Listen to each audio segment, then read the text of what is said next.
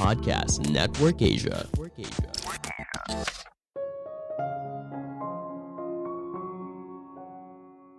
Sukses itu bukan karena bakat yang luar biasa, namun berasal dari latihan yang dilakukan tanpa lelah dalam jangka panjang.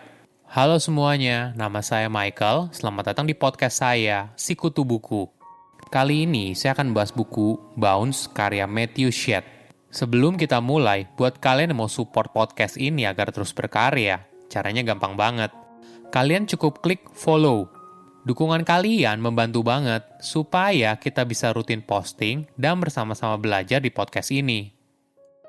Buku ini membahas soal mitos bakat dan pentingnya latihan untuk membuat seseorang menjadi ahli.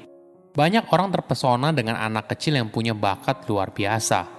Namun ketika dianalisa secara lebih mendalam, apakah kalian anak tersebut berasal dari bakatnya atau dari latihan kerasnya dalam waktu yang lama? Jawaban dari pertanyaan ini akan membuat kita berpikir ulang soal apa itu bakat dan bagaimana latihan keras sejak usia belia mampu menghasilkan keahlian yang luar biasa. Ada satu kutipan yang menggambarkan hal ini. Pemenang tidak dilahirkan, namun dibentuk. Saya merangkumnya menjadi 3 hal penting dari buku ini. Pertama, bakat atau latihan keras.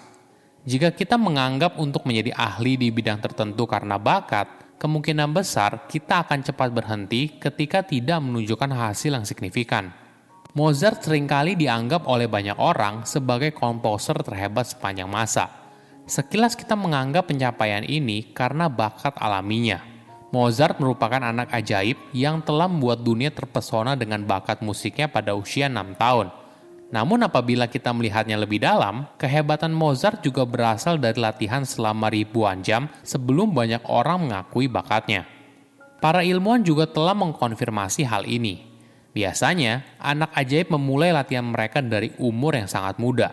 Sebagai gambaran, ketika Mozart berusia 6 tahun, dia melakukan tur ke Eropa untuk menunjukkan keterampilan pianonya yang luar biasa. Saat itu, dia telah menjalani 3.500 jam pelatihan musik.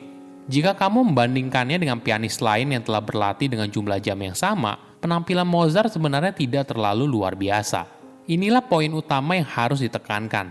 Kemampuan luar biasa datang dari latihan keras dalam waktu lama daripada bakat alamiah. Studi lain juga mengukur tingkat keahlian pada konser pemain biola muda.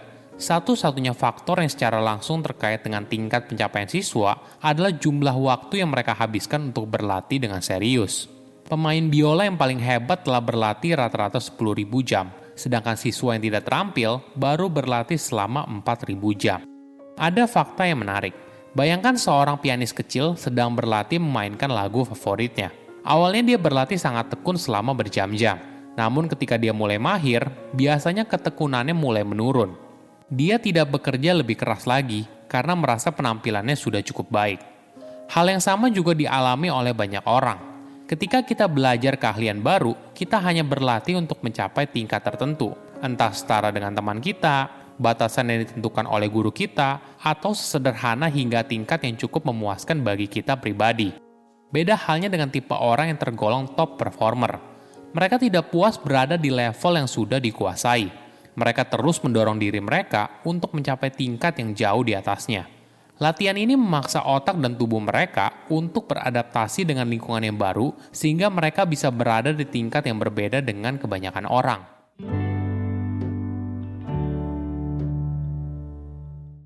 Kedua, momen kecil mengubah hidup.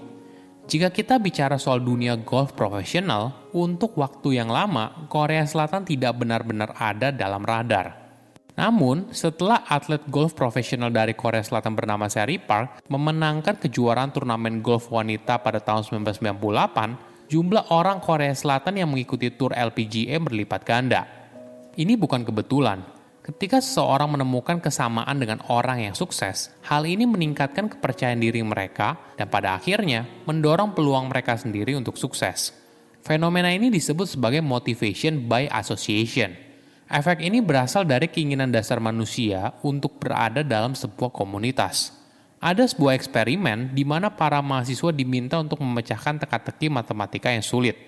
Sebelum mengerjakan tugas, mereka harus membaca laporan yang ditulis oleh seorang lulusan matematika yang sukses.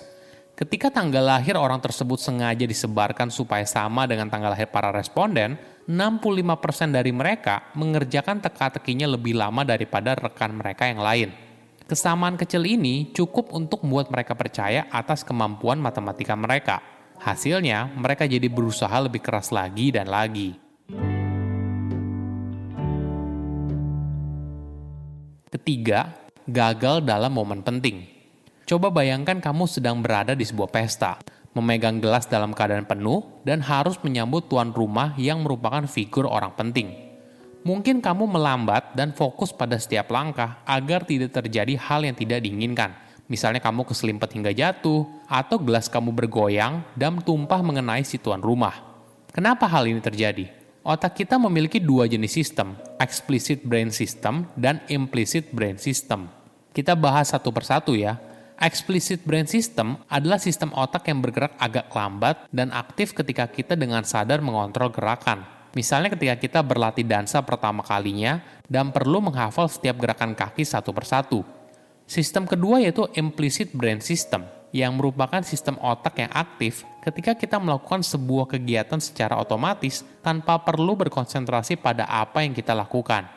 Dengan hal ini, otak kita bisa fokus pada kegiatan yang lain. Namun, ketika seseorang berada dalam tekanan, otak mereka cenderung berpindah ke explicit brain system dan berusaha untuk mengontrol gerakan satu persatu. Hal ini terjadi karena tugas yang penting biasanya disertai dengan tekanan tertentu, sehingga kita menjadi sangat fokus dan tidak ingin gagal. Ini yang membuat seseorang kadang bersikap agak aneh ketika mengerjakan sebuah hal yang penting. Banyak atlet papan atas pernah mengalami mimpi buruk ini saat berada dalam sebuah pertandingan yang penting. Mereka tentu saja sangat siap untuk bertanding, namun sayangnya ketika berada di dalam arena, kinerja mereka memburuk seperti pemula. Fenomena seorang gagal saat momen yang penting disebut sebagai choking dan terjadi ketika mereka melakukan sebuah kegiatan yang sudah ribuan kali mereka lakukan. Namun ketika diberikan tekanan berat, semua pengalaman mereka seakan hilang. Untuk menghindari hal ini, orang tersebut harus bisa meyakinkan diri mereka sendiri kalau kompetisi yang sedang mereka jalani itu tidak penting, sehingga bisa menurunkan tekanan yang mereka rasakan. Misalnya, ketika penulis yang merupakan mantan atlet tenis meja berada dalam sebuah pertandingan penting, dia berusaha untuk menempatkan hal lain yang jauh lebih penting daripada pertandingan itu sendiri, misalnya kesehatan, keluarga, dan sebagainya. Cara ini membantu dirinya untuk lebih rileks, sehingga implicit brain system-nya bisa bekerja dengan baik. Ketika kita melihat seseorang yang sukses, kita hanya melihat ujung dari sebuah gunung es. Di dalamnya, terdapat ribuan jam latihan tanpa henti dan dorongan untuk terus berusaha lebih baik. Saya undur diri, jangan lupa follow podcast Sikutu Buku. Bye-bye.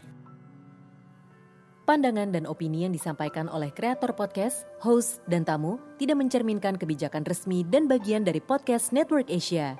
Setiap konten yang disampaikan mereka di dalam podcast adalah opini mereka sendiri dan tidak bermaksud untuk merugikan agama, grup etnik, perkumpulan, organisasi, perusahaan, perorangan, atau siapapun dan apapun.